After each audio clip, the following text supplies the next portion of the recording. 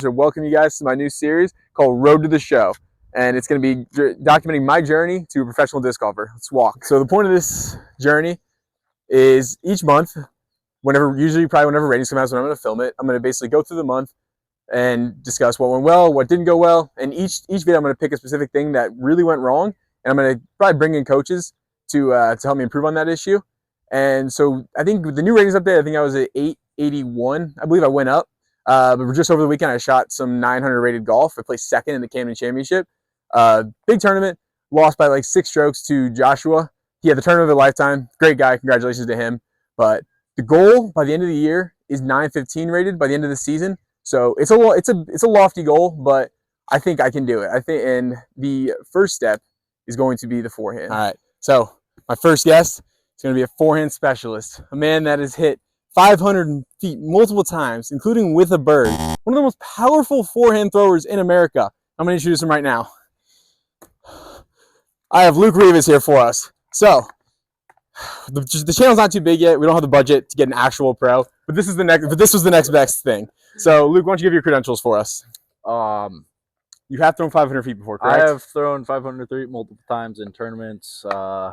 Farthest drive is 545 with an Axiom Excite. I think it's Axiom. I don't know. Okay.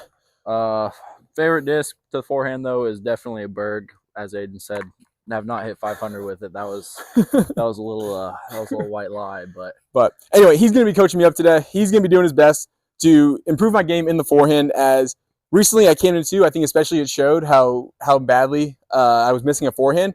There were holes that I just simply made too difficult for myself without having a forehand that were so easy for somebody with a forehand. Simple hyzer shots that I really couldn't. I just didn't have the forehand game to execute. And I made the hole much tougher than it had to be on myself. And I feel like if I want to keep jumping divisions, I need to have a forehand. I need to have a sustainable forehand. I'm not, unfortunately, Isaac or Ezra Robinson. I cannot get by with just a backhand. So we're gonna be developing a forehand. Luke, you've seen me forehand before. How would you describe it? Awful. Like watching somebody who's never thrown any ball whatsoever try to throw a disc. Really. I can't really disagree. I'll pop a couple videos up on screen that I took of myself. I've sent them to you before. Look, here's the thing. The potential is there. It's the rotation is something I really struggle with. I think the footwork is going to really help that.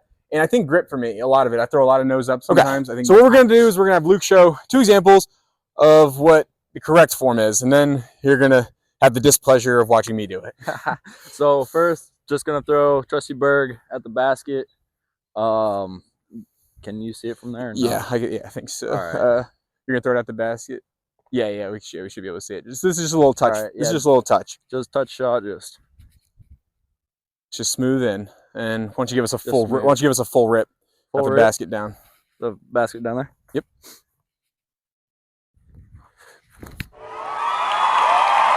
I mean that's bazookaed.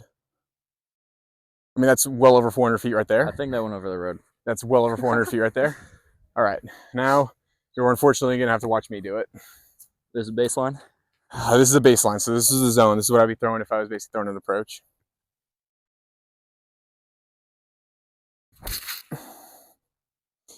All right, let me go full rip, whatever that may be for me.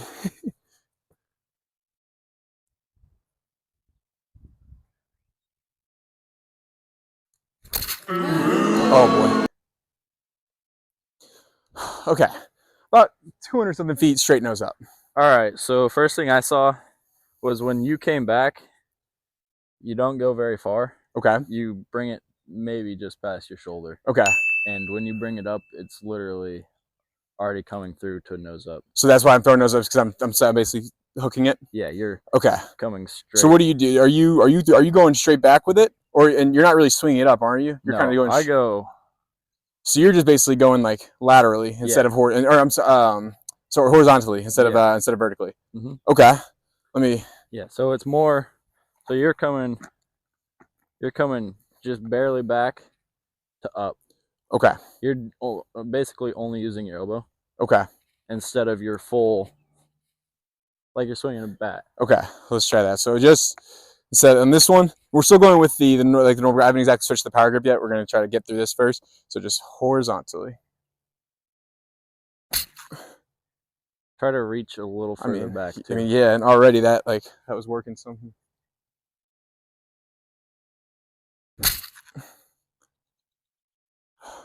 I mean, that's the best. That's probably the most spin. Definitely. That's probably the most spin I've gotten on my forehand. It's a good starting point. So already, tip number one, already what we learned. Don't be. And some people do it like that, but I think most people will benefit from just kind of keeping it more horizontal. Yeah, keeping it level. Just going from point A to point B back to point A. I think will benefit most. Okay. And then So so tip number two, we're gonna talk with Luke, is the reach back. So why don't you go ahead and tell them what you just told me. All right. So another thing I've noticed with him is whenever he comes back to throw, his elbow stays locked by his side. You're not really going to get any power. Like how I do, back and through, you got to extend. Just like you're throwing sidearm baseball, really. So do you think of it as like as the backhand, like you're kind of timing it up to where you want that arm extended at the point of hitting it? Okay. Exactly, yeah. So you want that arm to start coming through when you push your hips through, just like you would want your arm coming through when you push your hips through. So we're also going to try the power grip this time. So just go ahead and is this? Yeah. Okay. So we're going to try it. We're going to back.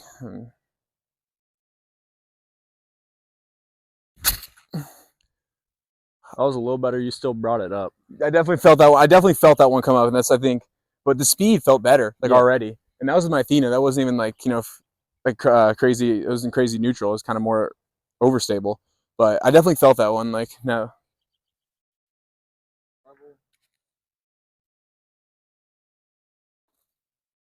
That definitely looked way better coming out of your hand. That was a good one. So that one probably went about 200 to maybe a little bit 220. Yeah. So we're already making magic out here. So we'll go one more. I like the power grip. I think for a while I was trying to roll off the fingers. I never really thought of just kind of snapping it. Snap. I think it feels better. Like when you hear me throw max distance when we're at a larger park, you hear my fingers snap. Right. Yeah. I definitely can feel it. We're gonna go back again.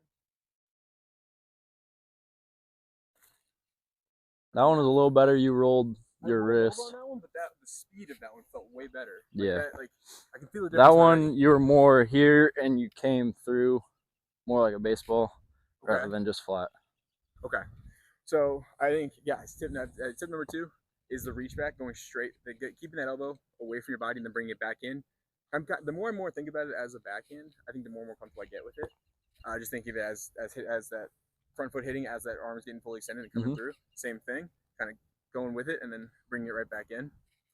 So I do want to go over, I think, I was kind of all over the place there. That felt faster. I was all over the place. Let's go over footwork and basically how you aim it and how you'd recommend me to aim it. Because don't forget that where I really want to utilize this is like in the woods, like where there's no other possible line. So I think accuracy is going to be a big part of this. So we can go collect the discs. We'll be right back. And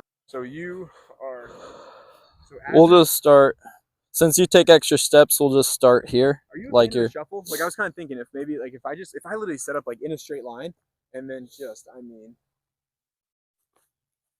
like almost shuffle step. That's how I started doing it, but I felt like I didn't get as much power as I did because you're not stepping through to fire your hip. Okay. Because that shuffle, you're just right. You're just kind of hopping into it. Yeah. So you like that? You like little steps to kind of get through. Exactly. Okay.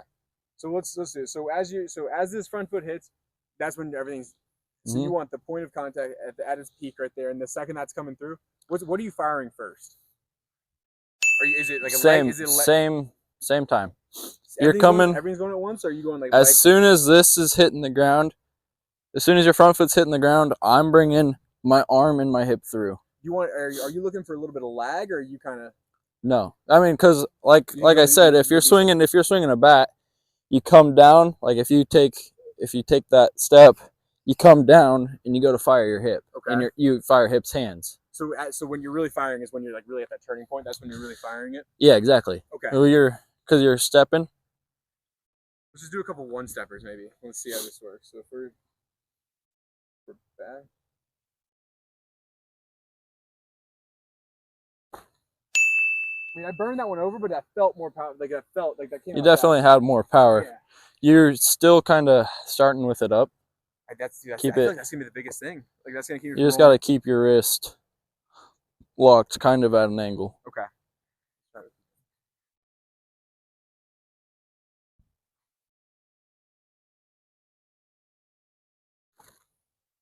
That was way better. I mean, dude, that's a good shot. Like it's straight. We try with the Athena. The Athena's a little bit more beefy. I'm gonna try to go with the straight hyzer on this one. Then after this, we're gonna get on the tee pad. We're gonna see how well this man actually coaches. So when you're throwing the hyzer, are you bending over? Are you bending your body over? Or are you bending the disc? So just straight wrist. Just straight wrist. You just Change nothing but your wrist. If you want to throw, if you're gonna throw something super overstable, keep it up. You're up. Okay. If you're trying to throw a hyzer to drop it around something, just wrist. So we're gonna go wrist down. We're gonna get from one step. A little more even. One more. Yep.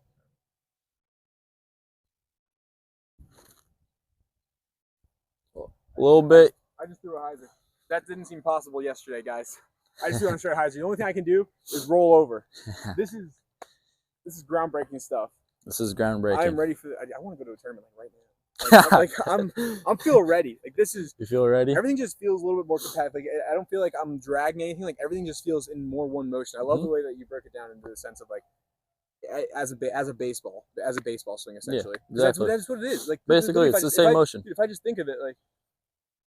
Like that's exactly. Everything feels so much more compact. Yeah, and I was a good hitter, guys. Like if I think of it like that, I'm gonna become a good player. Now we're gonna go through footwork.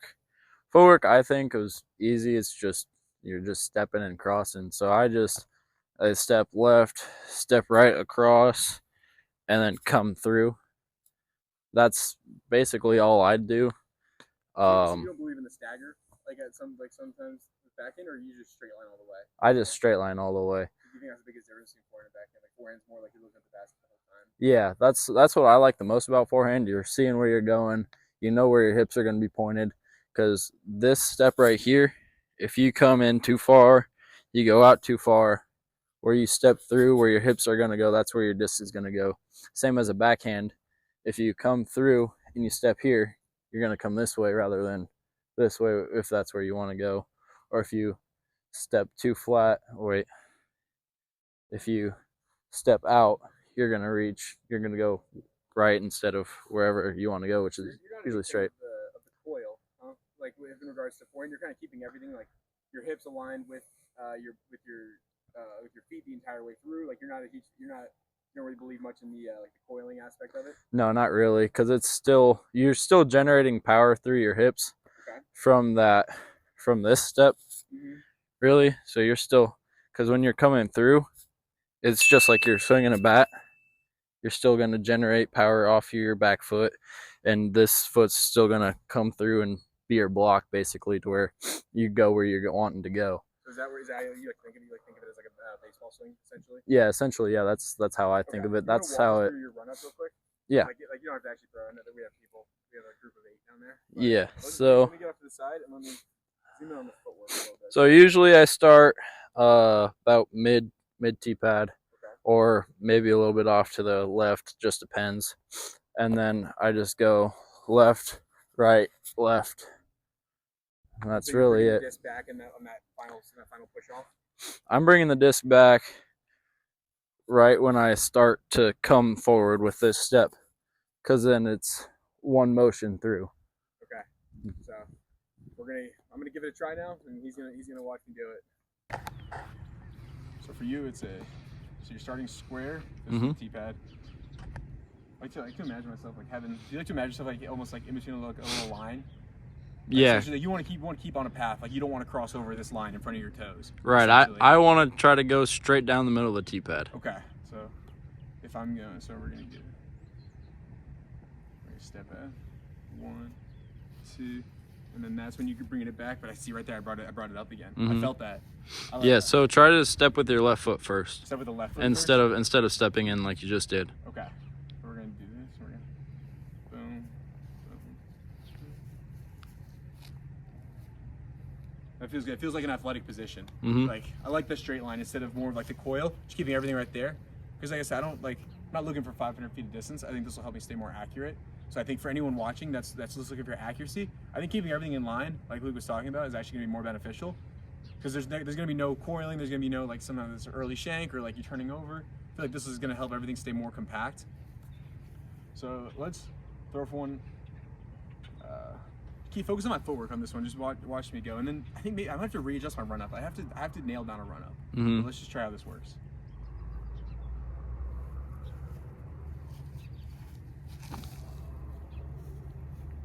I mean, that's one of the fastest forehands I've definitely thrown. Yeah, and didn't wobble out. It looked pretty decent. I could feel the difference. Like everything just felt like more compact, and I felt accurate. I felt like I knew where it was going the whole time. Let me give this another go. Boys, we're making big strides here. Like, and 9:15, I'm coming for you. So we're gonna try this again. I think the biggest thing for me might have been this coming up with it. That's why everything was so nose up, or just rolled over, like just coming straight back and letting it go through. Yep. It's so much easier. And then for shot placements, just disc selection. Yeah.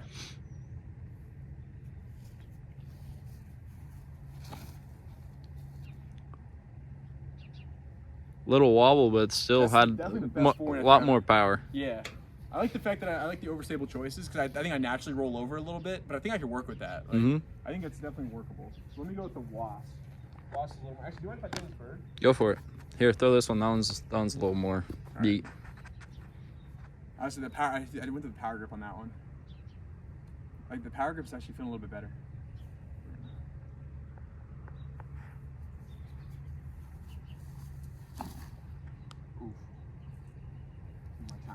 Bird ain't gonna go very far if you don't put air under it. I mean, you can throw the pink one if you want. Sorry, I'll throw the wasp. Let me see.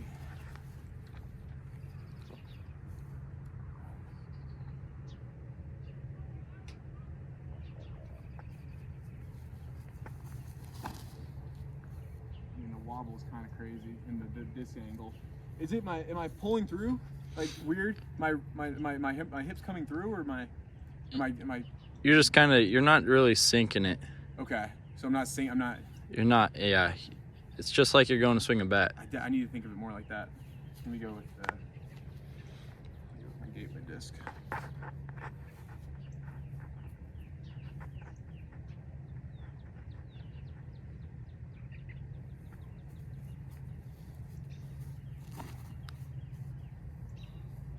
Whoa.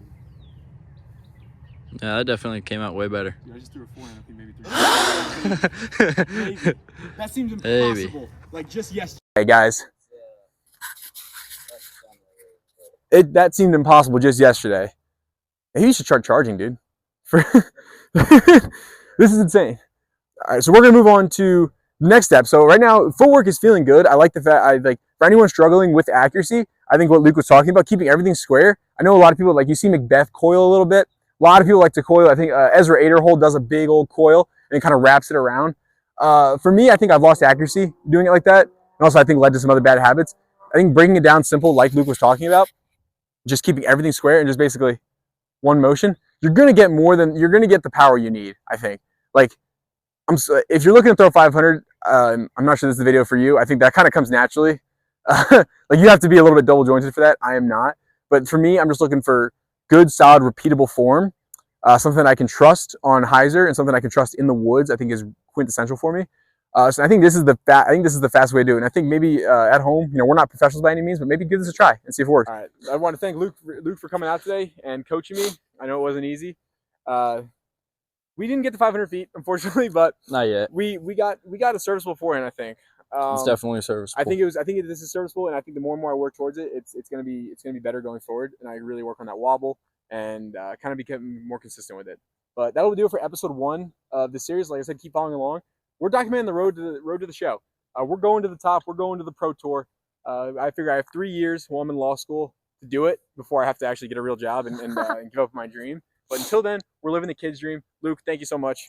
Have a great rest of your day. You too. Make sure to like and subscribe. Smash it.